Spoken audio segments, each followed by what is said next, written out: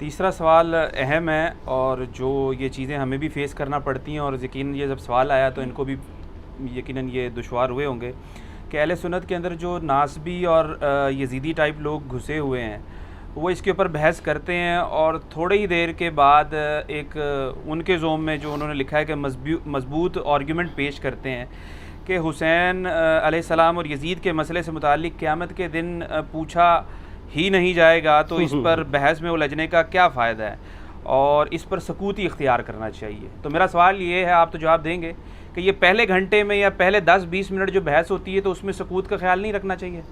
نہیں، وہ سکوت کا مطلب انہوں نے چینج کر دیا ہے۔ اچھا، سکوت کا مطلب یہ ہے کہ ہم جو کچھ بولتے رہیں وہ ٹھیک ہے، آپ سکوت اختیار کریں، یہ مطلب ہوتا ہے سکوت کا۔ میں اس سوال کے اوپر نا 2 گھنٹے بول سکتا ہوں، لیکن کوشش کروں گا کہ میں مختصر سے وقت میں یہ کیڑا نکالوں۔ یہ موسٹ آسکڈ کوسچن ہے اس وقت، اور وہ بھی صرف اس لیے بنا ہے کہ میں نے کچے چٹے کھول دیے ہیں آل امیہ کے، بخاری اور مسلم کی روشنی میں۔ اب ان کو پڑ گئے ہیں ہاتھ پاؤں، تو اب یہ کہہ رہے ہیں سکوت اختیار کریں۔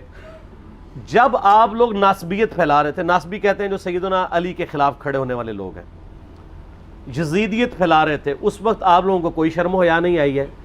اس وقت اگر آپ کو کہتے بھی تھے سکوت اختیار کریں تو آپ کہتے تھے نہیں جی نہیں، یہ بڑا ضروری ہے، یہ آج کل بدعت پھیلی ہیں، ہم نے اس پہ بولنا ہے، یہ کرنا ہے۔ اب جب آپ کو آ کے کسی نے کنفرنٹ کرنا شروع کیا ہے اور آپ کا پورا کچا چٹا کھول کے بخاری مسلم کی روشنی میں یہ ریسرچ پیپر لکھ دیا ہے، 200 احادیث میں نے اس میں جمع کی ہیں اکثر بخاری مسلم سے، واقعہ کربلا کے پس منظر کے اوپر۔ یہ کربلا ایک دن میں نہیں ہوئی، اب ان کو پڑ گئے ہاتھ پاؤں اور یہ کہہ رہے ہیں وہ جی ایسی باتیں نہیں کرنی چاہیے۔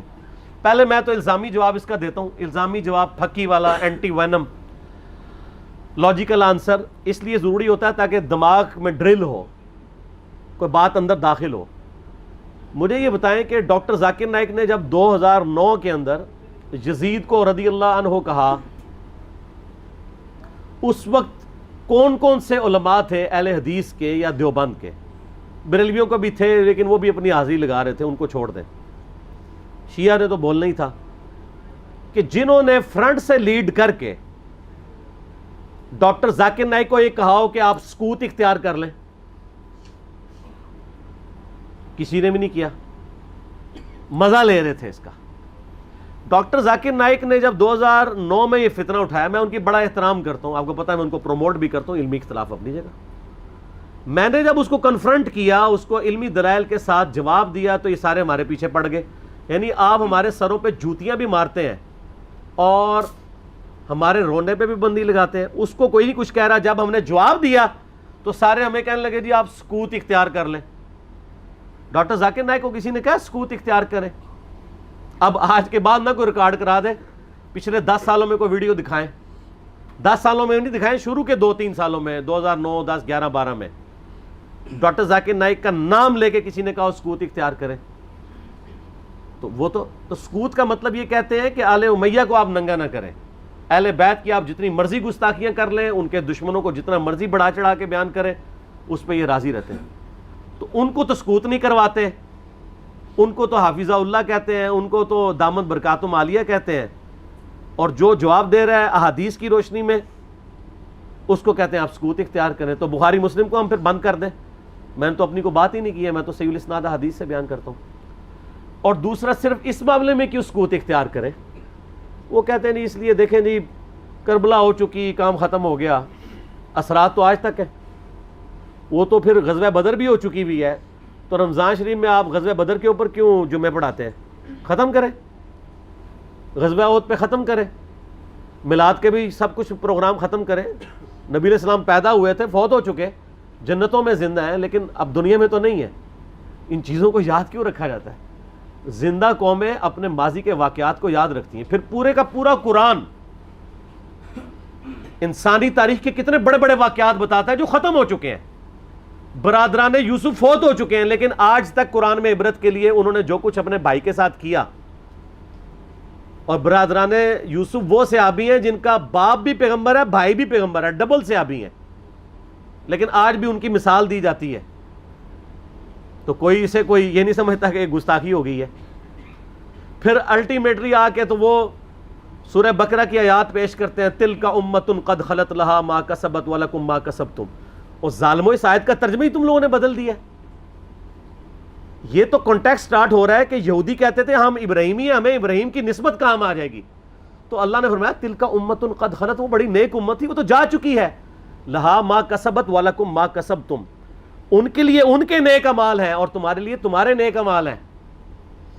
لہا ما کسبت ہے, علیہا کے ساتھ نہیں ہے. علیہا ہو تو ان کی گناہ کا وبال ان پہ, تمہارے گناہ کا وبال تم پہ. ان نیکیوں کے لیے بات ہو رہی ہے کہ کسی پرانے بزرگوں کی نیکیاں تمہارے کام نہیں آئیں گی.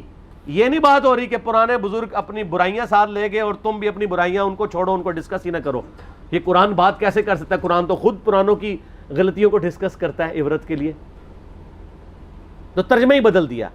یہ یہودیوں کو ٹانٹ کیا گیا تھا کہ تم ابراہیمی ہونے کا دعویٰ کرتے ہو اور کہتے ہو ابراہیم کی نسبت ہمیں کام آئے گی, ان کے نیک مال تو وہ ان کے نیک مال ان کے لیے تھے. ہم ویسے کر رہے یہی ہیں, یا اللہ جو کچھ بھی ہے تیرے محبوب کی امت سے ہے. اس کے لیے, اس کو کنڈیم کرنے کے لیے تھا. انہوں نے پکڑ کے اس کا ترجمہ ہی بدل کے اور ہی مطلب اس میں سے نکال دیا. تو پھر اللہ تعالیٰ کی طرف سے بھی بندے چھوڑ دیے جاتے ہیں نا ایسے لوگوں پہ. پھر جو جھوم جھوم کے کہتے ہیں کہ نہ میں وابی نہ میں بابی, میں ہوں مسلم علمی کتابی, آؤ علمی کتابی بات کرو. تو ان سے یہ پوچھیں کہ یہ جو آپ دفاع صحابہ کانفرنسز کرتے ہیں, تو قیامت والے دن آپ سے پوچھا جائے گا کہ آپ نے صحابہ کرام کے دفاع کے اوپر کانفرنسیں کرنی ہے کہ نہیں؟ کیوں نہیں؟ ہے کسی حدیث میں, آیت میں؟ نہیں. تو کیوں کر رہے ہیں؟ تو وہ کہیں گے ہاں پوچھا جائے گا.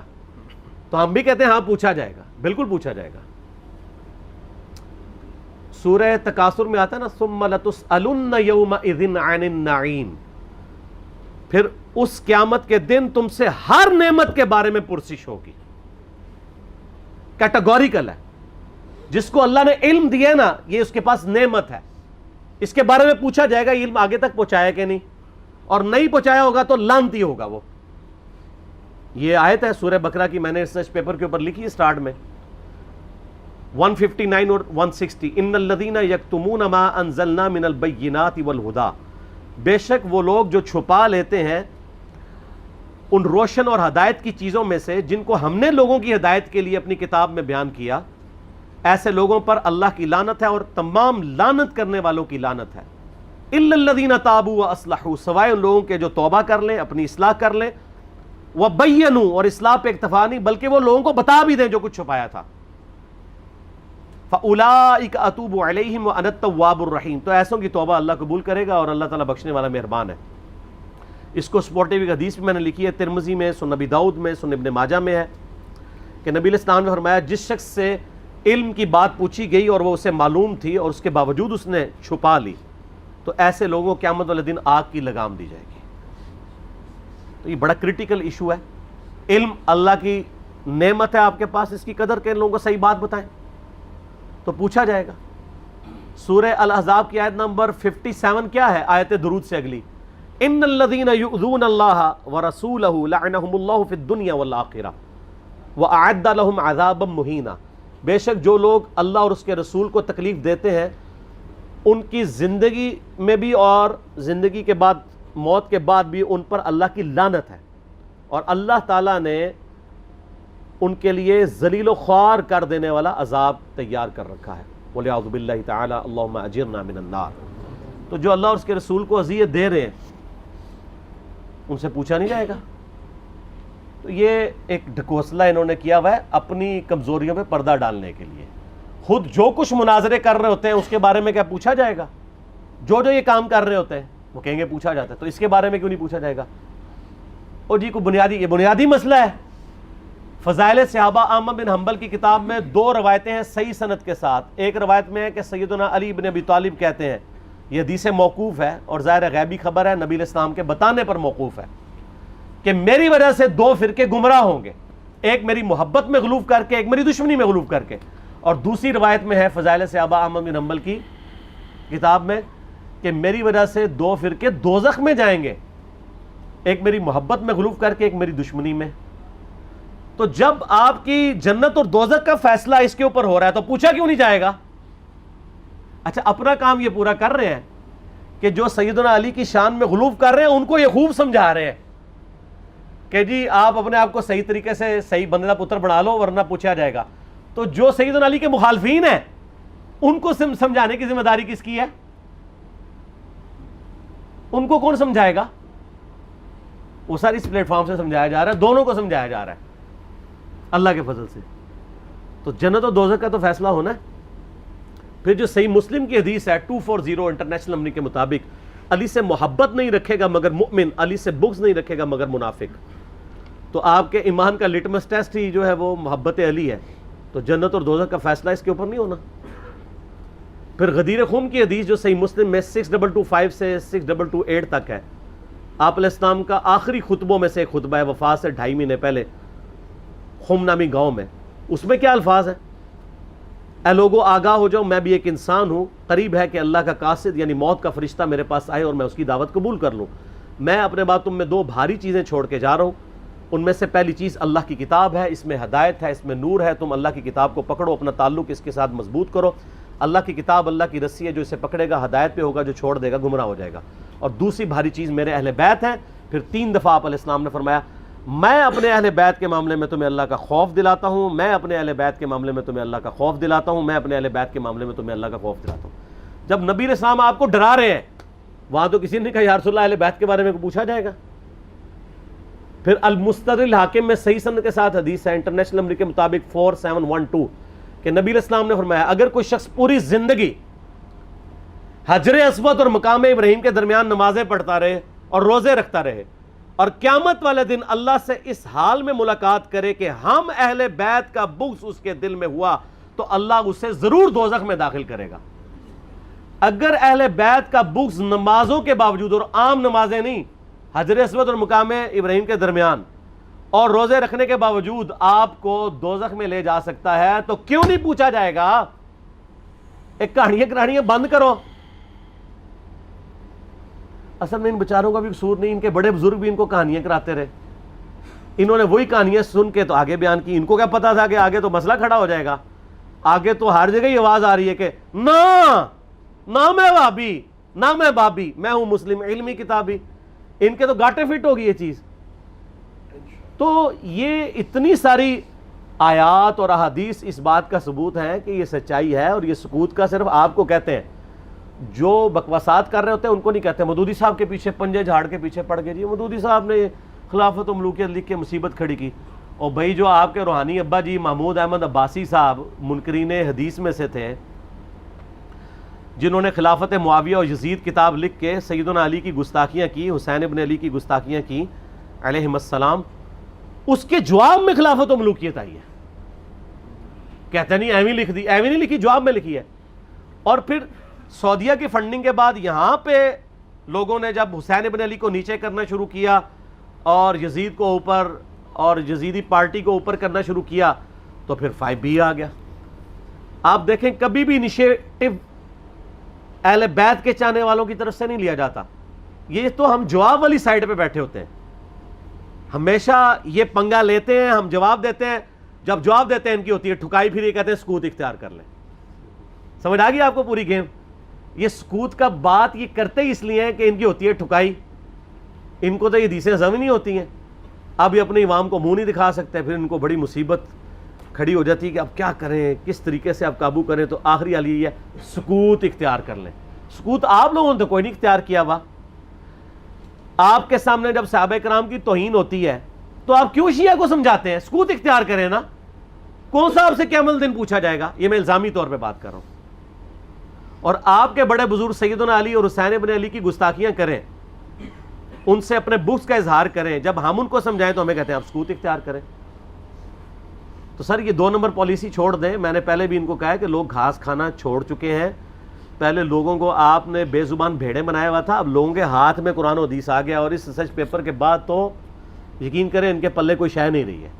یہ ریسرچ پیپر آپ ضرور منگوا کے پڑھیں, ایکسٹرا آرڈنری ریسرچ پیپر ہے. انشاءاللہ آپ کو معاملات کلیئر ہو جائیں گے انشاءاللہ تعالی. ٹھیک ہو گیا؟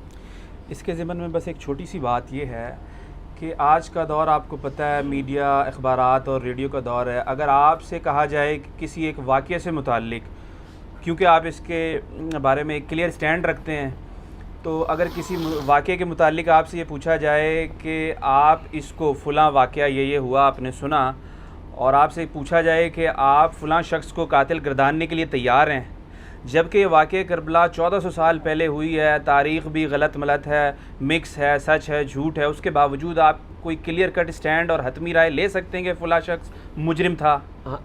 مجرم کا مسئلہ ہی نہیں ہے یہ، دیکھیں بڑا انہوں نے رخ بدل دیا ہے. ہم تو مجرموں کو اسپیسیفائی اس طریقے سے کرنا ہی نہیں چاہتے ہیں، اس سے تو غرض ہی نہیں ہے. ہم تو اس واقعے کے پس منظر، اس کے ایفیکٹس کو ڈسکس کریں. مثال کے طور پہ آپ اسے سمجھیں کہ مسلمان 10 ذوالحجہ کو سنت ابراہیمی پوری کرتے ہیں، تو کیا ہم 10 ذوالحجہ کے کانٹیکسٹ میں یہ ڈسکس کرتے ہیں کہ جو مینڈا قربان کیا تھا ابراہیم علیہ السلام نے وہ کتنے کلو کا تھا، یا اس کے سینگ کتنے تھے، ان کا کلر کیا تھا، یا جب انہوں نے ذبح کیا تھا تو اس کے کتنے حصے کیے تھے، کتنی کتنی بوٹیاں بنائی تھیں، اس کو بھون کے کھایا تھا یا سٹیم روسٹ کیا تھا، یہ ڈسکس کرتے ہیں. یہ انٹرسٹ کی چیزیں ضرور، اصل چیز ہم اس تھیم کو فالو کرتے ہیں کہ ابراہیم علیہ السلام نے اللہ کے لیے قربانی دی. واقعہ کربلا اس سے ریلیٹڈ نہیں ہے کہ جی ان کے اوپر پانی بند ہو گیا، ان کے اوپر ظلم ہوا، کتنے بندے شہید ہوئے، یہ سیکنڈری چیز ہے.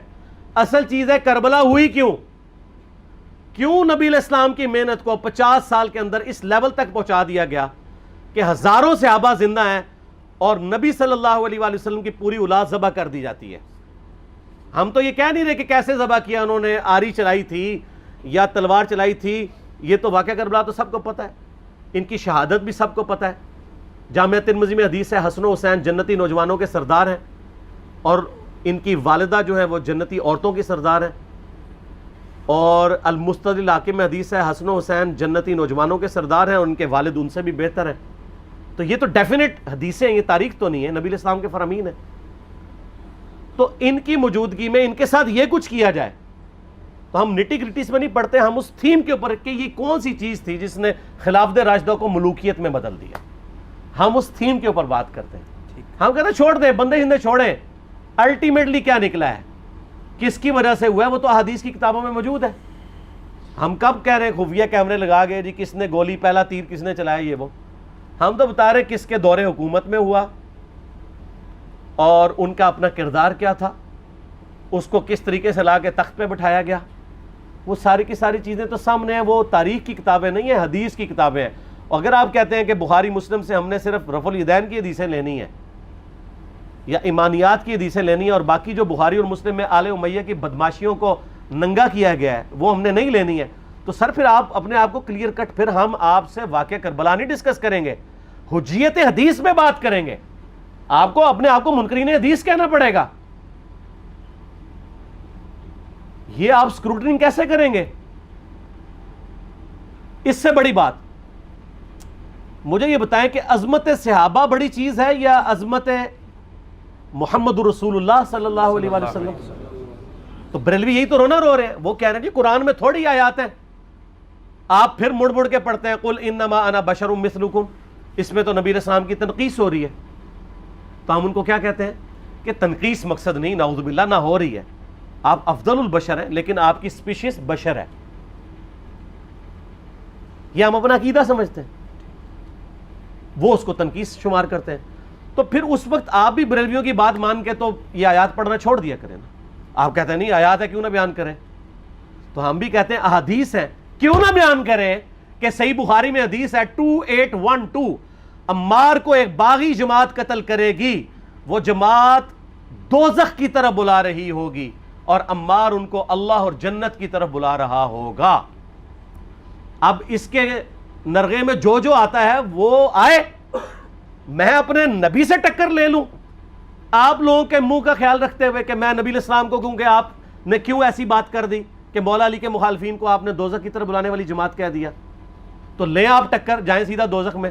اور تھوڑی جرت کریں، آپ یہ کہا کریں کہ اے اللہ، اپنے لیے کہا کریں کہ اللہ تعالیٰ آپ کا حشر یزید اور یزید کے آباء و اجداد کے ساتھ کرے اور اس کی اولاد کے ساتھ. ہم کہتے ہیں کہ اللہ تعالیٰ ہمارا حشر جو ہے وہ مولا حسن حسین، مولا علی علیہ السلام اجمعین اور اہل بیت کے ساتھ کرے، آمین. اور آپ میں تو اتنی جرت نہیں آپ یہ بات بھی کر سکیں، کیونکہ ان کو پتہ ہے تو نبی علیہ السلام کی احادیث کو بیان کرنے کو یہ سمجھتے ہیں کہ جی اس سے مصیبت کھڑی ہو جائے گی تو اپنے آپ کو منکرین حدیث ڈکلیئر کریں. پھر حجیت حدیث کا مقدمہ ڈسکس ہوگا, پھر کربلا نہیں ڈسکس ہوگی.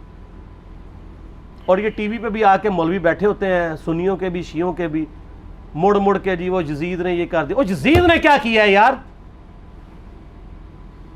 وہ تو سسٹم کا نمائندہ بن کے آیا جو پیچھے سے خراب تھا. یزید کو لے کے بیٹھے ہیں, یزید یزید یزید یزید. بھائی پیچھے سے معاملہ خراب ہوا ہوا. اگر نہیں یقین آتا تو یہ بخاری مسلم کی میں نے آلموسٹ 200 سے زیادہ احادیث مین اسٹریم کی کتابوں سے اکثر بخاری مسلم سے جمع کیے, پڑھے. اور سر میں نے تو ان کو چیلنج دیا ہے, یہ حدیثیں پڑھ کے نا اپنے ممبروں سے صرف ان حدیثوں کی تشریح اپنی پبلک کے سامنے کر دیں. نہیں کر سکتے تو وہ لعنت کے مستحق تو ہو رہے ہیں نا, حق چھپا کے. اور قیامت دن کے منہ پہ لگام ڈالیے, اور پھر مڑ مڑ کے کہتے ہیں نہیں جی وہ کچھ چیزیں خاص ہوتی ہیں, وہ عوام الناس کے سامنے نہیں کرنی چاہیے. وہ صحابہ کرام بھی بعض اوقات ایسی باتیں پبلکلی نہیں کرتے تھے. میں نے اس کے اوپر بڑا ایک میرا کلپ ہے یوٹیوب پہ, مولا علی سے متعلق 5 جھوٹ. تو میں نے کافی ساری چیزیں اس میں ڈسکس کی ہیں. لیکن میں یہ کہتا ہوں کہ اللہ کے بندو, جو چیزیں نبی علیہ السلام نے منع کی ہیں بیان کرنے سے, وہ تو ہم ڈسکس کر بھی نہیں رہے. میں نے آج تک آپ کو منافقین کے نام بتائے؟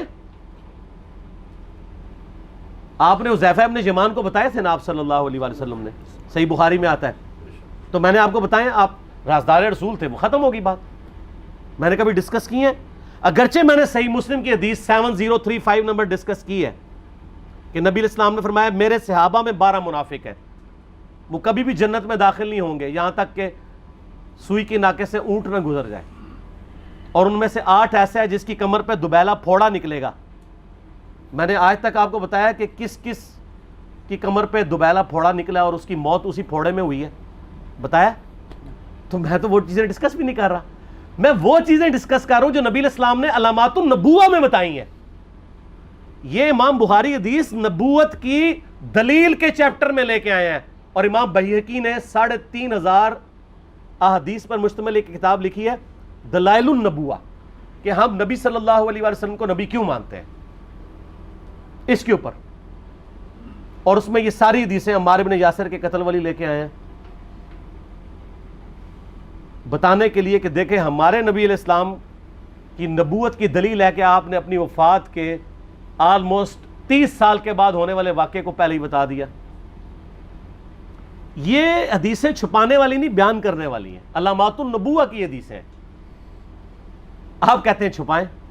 اگر کوئی حدیث دنیا میں نہیں چھپائی جا سکتی نا تو علامات النبوہ والی حدیث ہے, کیونکہ وہ تو نبی صلی اللہ علیہ وسلم کی نبوت کو جسٹیفائی کرتی ہے. ورنہ میرا ایک معصومانہ سوال ہے کہ نبی صلی اللہ علیہ وسلم نے یہ باتیں کر کے ان کے زوم میں نعوذ باللہ امت کو مصیبت میں ڈال دیا. آپ نے خود ہی فرمایا کہ یہ ہوگا. کیوں فرمایا آپ نے؟ میں تو بیان کر کے مجرم ہوں. تو جس نے مجھے خبر دی ہے ان کے بارے میں آپ کا کیا خیال ہے؟ یہ مسند احمد کی حدیث یہ میں نے گھر بیٹھ کے بنائی ہے کہ میری بیوی کا کیا حال ہوگا جس پہ خوف کے کتے بھونکیں گے. تو سیدہ عائشہ سے مجھ سے زیادہ نبی علیہ السلام کو محبت تھی, لیکن آپ اللہ کے پیغمبر تھے, آپ نے اپنے گھر کی خبر بھی نہیں چھپائی, بتا دی کہ یہ ہوگا.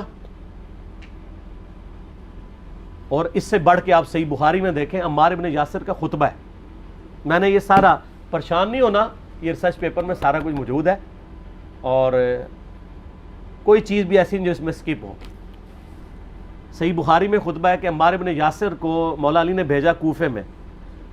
کوفے والے نیوٹرل ہو گئے تھے کیونکہ بصرہ سے سیدہ عائشہ آ رہی تھیں, اور وہاں پہ انہوں نے کہا نہ ہم سیدہ عائشہ کا ساتھ دیں گے نہ مولا علی کا دیں گے. تو عمار ابن یاسر کو تیار کرنے کے لیے, یعنی وہاں کے جو عوام تھی اس قتال کے لیے, مولا علی نے بھیجا. تو سیدنا عمار ابن یاسر نے وہاں پہ کوفے کے ممبر پہ خطبہ دیا. بخاری کے الفاظ ہیں, اوپر والی سیڑھی پہ عمار ابن یاسر نے حسن ابن علی کو بٹھایا, حالانکہ حسن ابن علی سے 4 گنا بڑی عمر تھی عمار ابن یاسر کی, 90 پلس ہو چکے ہوئے تھے, 3-4 گنا ان کی عمر تھی. لیکن اہل بیت کا احترام کیا, خود نچلی سیڑھی پہ بیٹھے.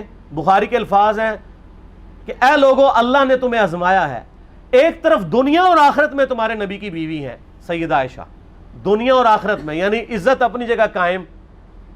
یہاں لوگ سمجھتے ہیں کسی کی غلطی آ گئی تو پتہ نہیں کیا ہو گیا. وہ یار اس کا مرتبہ اپنی جگہ ہے، غلطی اپنی جگہ ہے، پیغمبر نہیں ہے وہ.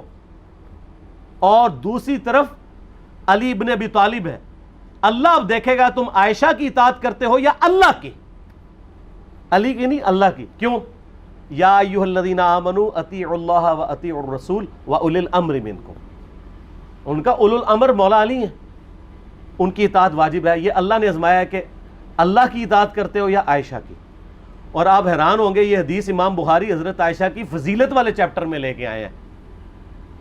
اگر امام بخاری مشورہ کر لیتے نا ناسبیوں سے تو انہوں نے کہا تھا سر آخری صحیح رکھو، پچھلے والا رہن دو، بلکہ پچھلے والا رکھو آخری والا رہن دو، کہ عائشہ دنیا اور آخرت میں. وہ حدیث گھڑنے کا میں آپ کو طریقہ بتاتا ہوں، کاٹ چھانٹ کرنے کا. وہ آدھی حدیثیں لکھتے ہیں نا، آدھی حدیث ایسے لکھتے ہیں امام بخاری کہ سیدہ عمار ابن یاسر نے خطبے کے دوران فرمایا کہ سیدہ عائشہ دنیا اور آخرت میں تمہارے نبی کی بیوی ہیں، بس. لیکن امام بخاری نے پوری حدیث لی ہے، آگے وہ بھی ڈالا ہے کہ اللہ آزما رہا ہے کہ عائشہ کی اطاعت کرتے ہو یا اللہ کی، جیسے آپ کے علماء کر رہے ہیں. صحیح مسلم کی حدیث 6488 آدھی بیان کرتے ہیں سارے مولوی، بریلوی، دیوبندی، اہل حدیث سب. میرے صحابہ کو برا مت کہو، اگر تم میں سے کسی نے احد پہاڑ کے برابر بھی سونا خیرات کر دیا اور میرے صحابہ نے ایک مد یعنی 600 گرام خیرات کی، آدھا کلو، اس کے آدھے کو بھی نہیں پہنچ سکتا. بس. حالانکہ یہ مسلم کی حدیث سٹارٹ اس سے ہوتی ہے کہ عبد الرحمن بن عوف کو خالد بن ولید نے گالیاں دی جھگڑے کے دوران. حالانکہ دونوں مسلمان تھے، دونوں صحابی تھے. آپ نے حضرت خالد بن ولید کو بلا کے ڈانٹا، فرمایا تم میرے صحابہ کو برا مت کہو. تو خالد بن ولید نے تو آگے سے نہیں کہا حضور میں بھی صحابی ہوں. ان کو پتا تھا کہ عبد الرحمن بن عوف نے اس وقت اسلام قبول کیا جب اسلام کا مطلب تھا مار، تکلیف اٹھانا، اور خالد بن ولید نے گولڈن پیریڈ میں صلح حدیبیہ کے بعد اسلام قبول کیا. تو میں اب تم لوگ یہ کر رہے ہو، تم لوگ اگر احد پہاڑ کے برابر بھی سونا خیرات کر دو، یعنی صلح حدیبیہ کے بعد والے لوگ میرے ان کے برابر نہیں ہو سکتے. اور جو فتح مکہ پہ معافی مانگ کے مسلمان ہوئے ہیں طلقاء، مؤلفۃ القلوب آل امیہ، ان کا تو لیول ہی کچھ نہیں ہے. یہاں تو خالد بن ولید کے بارے میں یہ بات کی جا رہی ہے. اور پھر وہ مؤلفۃ القلوب اپنے زمانے میں ممبروں پہ سب و شتم کروائیں سیدنا علی پر. تو سب سے پہلے تو ان کو کہنا چاہیے جن کے بارے میں حدیث تھی کہ تم صحابہ کو گالی مت دینا. ہم نے تو خیر کبھی دی بھی نہیں ہے. اور میں یہ آخری جملہ ان کو ایسا بولتا ہوں کہ جو ان کے دماغ تک ڈرل کر جائے گا کہ آل امیہ نے جو کچھ اپنے دور کے اندر سیدنا علی کی گستاخیاں کی ہیں نا، ہم نے تو ویسی کوئی ایک گستاخی بھی آل امیہ کے بارے میں نہیں کی ہے. میں نے آج تک آل امیہ کے اوپر بائی نیم کسی کے اوپر لعنت کی ہے؟ حالانکہ یہ مولا علی پہ کرتے رہے. یہ ہے لعنتی خود ہو گئے نا، جب مولا علی پہ لعنت کی تو لوٹ آئی. مسند ابی اعلیٰ میں صحیح سند کے ساتھ حدیث موجود ہے، مسند احمد میں بھی موجود ہے کہ سیدنا علی کو جس نے گالی دی اس نے رسول اللہ کو گالی دی صلی اللہ علیہ وسلم. جب ام سلمہ نے کہا تھا، شیخ زبیر صاحب نے اس کو تحکیم میں صحیح لکھا ہوا ہے فوٹ نوٹ کے اوپر، کہ لوگوں تمہارے ممبروں پر رسول اللہ کو گالیاں دی جاتی ہیں، تو انہوں نے کہا معاذ اللہ، ہم کب کہیں گے، ایسا نہیں ہو سکتا. تو ام سلمہ نے کہا تم لوگ علی اور اس سے محبت کرنے والوں پہ گالی گلوچ نہیں کرتے ہو کیا؟ جبکہ میں نبی کی بیوی کہتی ہوں کہ سب سے زیادہ رسول اللہ سے محبت، سیدنا علی سے محبت نبی صلی اللہ علیہ وآلہ وسلم کرتے تھے. لہٰذا جب یہ تم کہتے ہو نا علی پر لعنت، علی سے محبت کرنے والوں پہ لعنت، تو یہ لعنت تو تم نبی علیہ السلام تک لے کے جا رہے ہو نعوذ باللہ، کیونکہ علی سے محبت کرنے والا پہلے نمبر پہ نبی صلی اللہ علیہ وآلہ وسلم ہے. اور پھر کہتے ہیں سب کا مطلب تنقید ہے. اور نہ، پرانیاں گلاں، پرانے بابے، پرانے بزرگ، جھوٹے ہو. صحیح مسلم کھولو 6229 غدیر خم سے اگلی حدیث، لعن اللہ ابا التراب کے الفاظ ہیں، مٹی والے ابن ابی طالب پر لعنت، یہ الفاظ موجود ہیں. سب کا ترجمہ لعنت ہی ہے، تنقید نہیں ہے. اچھا پھر میرا معصومانہ سوال ہے کہ اس کا مطلب ہے صحابہ پہ تنقید کرنا اچھا کام ہے؟ کہیں گے نہیں. تو بتاؤ یہ برا کام کون کرتا تھا؟ شیعہ کا ابا کون ہے؟ رافضیوں کا ابا کون ہے؟ آل امیہ. تو لہذا شیعہ نو میں کہنا کہ تسی شیخین کے اوپر بکواس اور تبرہ کرنے کی بجائے نا آپ لوگوں کو حقائق بتائیں کہ ٹوٹی کمند کہاں. یہ سب مجرمین آل امیہ ہے، اور یہ آل امیہ اور بنو ہاشم کی لڑائیاں نبی علیہ السلام کی بعثت سے پہلے چل رہی تھی، صدیوں سے چل رہی تھی. وہ تو پھر اللہ نے بنو ہاشم کو نبوت کے لیے چنا تو ان کو یہ پھر جیلسی ہضم نہیں ہوئی، وہ چیز آگے چلتی رہی. خیر چھوڑ دیں، ایک تلخ ٹاپک ہے. صلاۃ بر محمد و آل محمد. اللہم صلی علی محمد وعلی آل محمد کما صلیت علی ابراہیم وعلی آل ابراہیم انک حمید مجید. اللہم بارک علی محمد وعلی آل محمد کما بارکت علی ابراہیم وعلی آل ابراہیم انک حمید مجید. الحمدللہ میں نے اس کے اوپر ایک تحقیقی مقالہ ریسرچ پیپر نمبر 5B لکھ دیا ہے، واقعہ کربلا کا حقیقی پس منظر 72 صحیح الاسناد احادیث کی روشنی میں، جس میں میں نے کل اہل سنت کی مین سٹریم کی کتابوں سے 200 احادیث جمع کی ہیں. اکثر احادیث بخاری اور مسلم سے ہیں، جس میں میں نے یہ پورے کا پورا مقدمہ سیدنا عمر فاروق رضی اللہ تعالیٰ عنہ کی شہادت سے لے کر شہادت حسین علیہ السلام تک کور کیا ہے. اور اس کو احادیث کی روشنی میں مرتب کیا گیا ہے، نہ کہ تاریخ کی روشنی میں. ظاہر ہے تاریخ حکمرانوں نے لکھوائی ہے، اس میں ان کے اپنے انٹرسٹ بھی تھے، اکثر چیزوں کی اسناد بھی اویلیبل نہیں ہوتی. اور اس میں بخاری اور مسلم کے علاوہ جتنی بھی احادیث میں نے جمع کی ہیں ان میں دور حاضر کے جو بڑے بڑے محققین اور محدثین ہیں ان کی تحکیم باقاعدہ لگائی ہے. شیخ البانی رحمہ اللہ تعالیٰ کی، شیخ زبیلی زئی رحمہ اللہ تعالیٰ کی، شیخ شعیب آرنوت رحمہ اللہ تعالیٰ کی، شیخ سلیم اسد کی، غلام مصطفیٰ ظہیر صاحب کی، اور لوگوں کی تحکیم کے ساتھ میں نے اس کو مرتب کیا ہے. کوئی ایک حدیث بھی ایسی نہیں ہے جسے آپ یہ کہیں کہ وہ کسی محدث کی تحکیم کے بغیر اس میں ڈالی گئی ہو. یہ ضرور ہو سکتا ہے کہ کسی کو کسی معاملے میں اختلاف ہو، لیکن ایسا نہیں ہوگا کہ کوئی حدیث ایسی ہو کہ جس کو سارے بالاتفاق جو ہے وہ مردود یا ضعیف یا موضوع سمجھتے ہوں. ضرور کسی نہ کسی نے اس کی تصحیح اور تحکیم کی ہوئی ہوگی صحت کے اعتبار سے. اس کو میں نے سٹارٹ کیا ہے خلفائے راشدین کون سے ہیں، اس سے آغاز کیا ہے اس ریسرچ پیپر کا.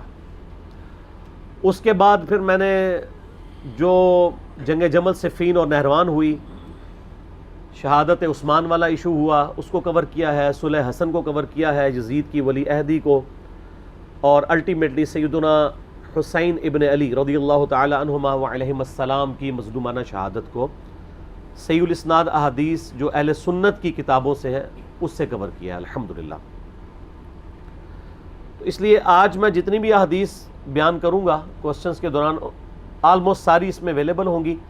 آپ یہ ریسرچ پیپر ہماری ویب سائٹ ahlsunnatpak.com سے فری ڈاؤن لوڈ کر سکتے ہیں PDF، واٹس ایپ گروپس میں رابطہ کر کے منگوا سکتے ہیں، اور اگر ہارڈ کاپی آپ نے منگوانی ہے تو ہماری اکیڈمی کا نمبر ہے +92 کے کوڈ کے ساتھ 3215900162. پاکستان سے کریں گے تو 0321590162. صبح 9 سے لے کر آلموسٹ اب تو مغرب تک کھلا ہوتا ہے، پورا دن. اللہ کا شکر ہے کہ ہم نے اس کے اوپر اب باقاعدہ ڈیوٹی لگا دی ہے. ہمارے ابرار الحسن بھائی جو ہیں وہ ان کو ہم نے اسپیسیفائی کیا ہے. اس کے علاوہ بھی عثمان بھائی بھی کبھی کبھار سن لیتے ہیں، ندیم بھائی بھی. آپ نے یعنی اکیڈمی میں آنا ہے درس سننے کے لیے یا ریسرچ پیپر فری منگوانی ہے ڈاک، تو یہ بھی ریسرچ پیپر. اس کے علاوہ 8 ریسرچ پیپر، یہ ٹوٹل 9 بنتے ہیں، اور 3 اذکار کارڈ ہیں، صبح شام کے سنت اذکار، فرض نماز کے بعد کے سنت اذکار، اور جادو ٹونا وبائی امراض اور قدرتی حادثات سے بچنے کے سنت اذکار. یہ ٹوٹل 12 کا پیکج ہے جو ہم فری ایک سیٹ سب کو بھیجتے ہیں. آپ منگوا سکتے ہیں. ایک سے زیادہ سیٹ منگوانے ہو تو نو پروفٹ نو لاس کے اوپر، بلکہ تھوڑے سے لاس کے اوپر ہی ہم لوگوں کو بھجوا دیتے ہیں. کوشش کیا کریں سافٹ کاپیز کے ذریعے ہی کام چلائیں. آج کل چونکہ سافٹ کاپیز کا ہی موڈ ہے، آپ کسی کو اس کا اسکرین شاٹ لے کے شیئر بھی کروا سکتے ہیں. تو یہ ریسرچ پیپر خود بھی پڑھیں. محرم دعوت کا مہینہ ہے، ربیع الاول شریف دعوت کا مہینہ ہے، رمضان شریف دعوت کا مہینہ ہے. یہ وہ مہینے ہیں جس میں مسلمان بیدار ہوتے ہیں، اپنے اپنے ٹاپکس کو سرچ کرنا چاہتے ہیں، تو بڑا اچھا موقع ہے کہ آپ ان تک صحیح بات پہنچائیں اللہ کا نام لے کر.